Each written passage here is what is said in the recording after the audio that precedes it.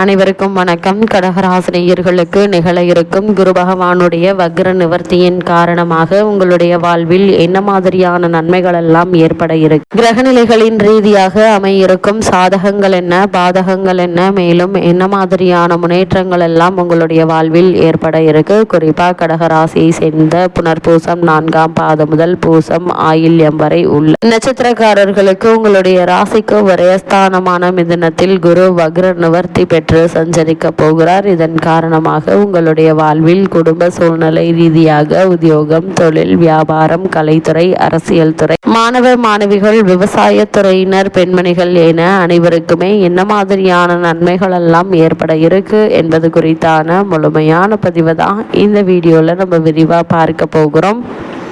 அந்த வகையில் கடகராசினியர்களை பொறுத்த வரைக்கும் தற்போது குரு பகவானுடைய இந்த வக்ர நிவர்த்தியின் காரணமாக மேலும் என்ன மாதிரியான முன்னேற்றங்கள் எல்லாம் ஏற்பட இருக்கு என்று பார்க்கும்போது உங்களுடைய ராசிக்கு விரயஸ்தானமான 12ஆம் இடத்தில் வக்ர நிலையில் சஞ்சரித்து வரும் குரு பகவான் தற்போது வக்ர நிவர்த்தியாகி பலம் பெறுகிறாருங்க. 9க்கு அதிபதி குரு வக்ர நிவர்த்தியாவது நன்மை என்று தாங்க சொல்ல வேண்டும். இதன் காரணமாக கடகராசினியர்களான உங்களுக்கு பெற்றோர் வழி ஆதரவு கிடைக்க இருக்கு. அண்ணன் தம்பிக்குள் இருந்த மன வருத்தம் மாற இருக்குங்க. கண்ணியமிக்க நண்பர்கள் கை கொடுத்து உதவுவாங்க. அதே போல் புண்ணிய தலங்களுக்கு சென்று வர வேண்டும் என்ற எண்ணம் உங்களுக்கு நிறைவேற இருக்குங்க. இத்தருணங்களை பொறுத்த வரைக்கும் வாங்கிய இடத்தை விற்றுவிட்டோமே என கவலைப்பட்டவர்கள் இப்பொழுது மீண்டும் இடம் வாங்கும் யோகம் உண்டு என்பதால் அதற்கான முயற்சிகளை இப்போது நீங்கள் தாராளமாக முயற்சிக்கலாங்க. சிறு முயற்சியிலேயே நல்ல ஒரு முன்னேற்றம் ஏற்பட இருக்கு. அதே போல் இக்காலகட்ட கிரக நிலைகளை ஆராய்ந்து பார்க்கும்போது இக்காலகட்டத்தினுடைய தொடக்கத்தில்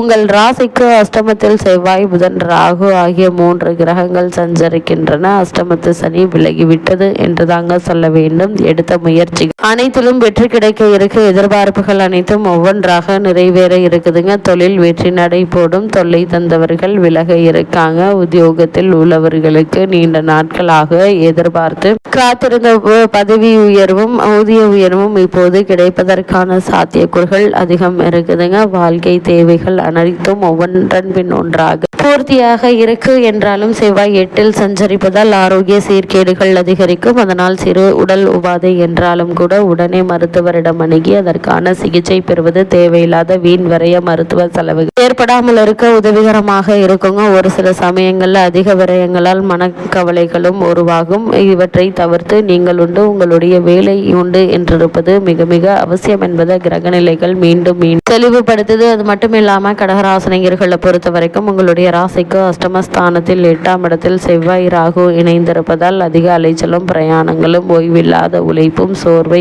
ஏற்படுத்துங்க. இத்தருணங்களை பொறுத்த வரைக்கும் இக்காலகட்டத்தினுடைய கடைசியில் பணப்பற்றாக்குறை ஏற்படுத்துங்க. திருமண வயதில் பெண் அல்லது பிள்ளைகள் இருந்தாங்க அப்படின்னா வரன் அமைவதில் தடங்களும் தாமதங்களும் பண விரயமும் உண்டாவதற்கான வாய்ப்புகள் அதிகம் இருக்கு. அதே போல் மருத்துவ செலவுகளும் கவலை அளிக்குங்க. சிறு விஷயங்களுக்கு கூட அதிக அலைச்சலும் பிரயாசையும் தேவைப்பட இருக்கு. மனைவியினுடைய ஆரோக்கியத்தில் கவனமாக இருப்பது மிக மிக நல்லதுங்க. அடிக்கடி வெளியூர் பயணங்களை ஏற்க நேரம். பிரயாணங்களின் போது பணம் மற்றும் பொருட்கள் ஆகியவற்றை பாதுகாப்பாக வைத்துக் கொள்வது அவசியங்க. ஏனெனில் பொருட்கள் களவு போக கொடுங்க. கூடுமான வரையில் வெளியில் செல்வதையும் வெளியூர் பயணங்களை குறைத்துக் கொள்வது நன்மை தரும். பிறரை நம்பி பணம் கொடுத்தா திரும்ப வராது.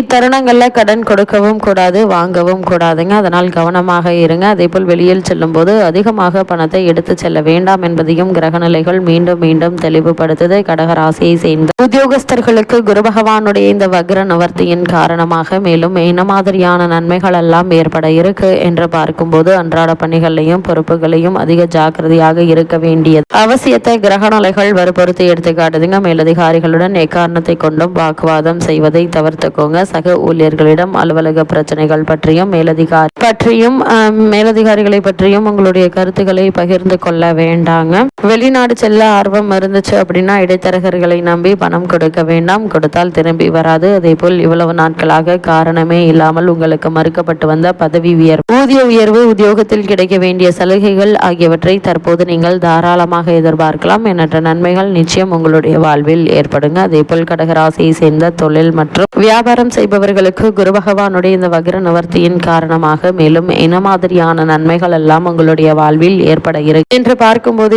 காலகட்டங்களில் கடகராசியை சேர்ந்த தொழில் மற்றும் வியாபாரம் செய்யக்கூடியவர்கள் மிகவும் எச்சரிக்கையுடன் இருக்க வேண்டிய ஒரு தருணம் என்பதை கிரகநிலைகள் மீண்டும் மீண்டும் அறிவுறுத்துதுங்க. நிதி நிறுவனங்கள் கண்டிப்புடன் நடந்து கொள்வாங்க. அதனால் சற்று கடுமையான நிதி நிலைமையை நீங்கள் இக்காலகட்டத்தில் சமாளிக்க வேண்டியிருக்கும். சக கூட்டாளிகளுடைய ஒத்துழைப்பு குறையுங்க. வெளியூர் மற்றும் வெளி மாநில பிரயாணங்களின் போது பணம் மற்றும் பொருட்களை ஜாக்கிரதையாக வைத்துக் கொள்ளுங்க. பணம் மற்றும் பொருட்கள் களவு போக சாத்தியக்கூறுகள் உள்ளதை கிரகநிலைகள் குறிப்பிட்டு காட்டுது. வங்கிகளின் ஒத்துழைப்பும் குறைவதற்கான வாய்ப்புகள் அதிகம் இருக்கு. அதே போல் கலைத்துறையினரை பொறுத்த வரைக்கும் குரு பகவானுடைய இந்த வக்ர நிவர்த்தியின் காரணமாக மேலும் என்ன மாதிரியான நன்மைகள் எல்லாம் ஏற்பட இருக்கு என்று பார்க்கும்போது வாய்ப்புகள் குறைவதற்கு சாத்தியக்கூறுகள் உள்ளதை கிரகநிலைகள் தெல்ல தெளிவாக எடுத்து காட்டுதுங்க. அதன் காரணமாக வருமானமும் பாதிக்கப்படக்கூடும். சங்கீத சபாக்களின் ஆதரவும் குறைய இருக்கு. கையில் இருப்பதை கொண்டு சமாளிக்க வேண்டிய ஒரு தருணம் என்று தாங்க சொல்ல வேண்டும். அதே போல திரைப்படத்துறையினருக்கு வருமானம் குறைய இருக்கு. தயாரிப்பாளர்களுக்கு லாபம் குறையுங்க. இருந்தாலும் நஷ்டம் ஏற்படுவதற்கு வாய்ப்புகள் இல்லை.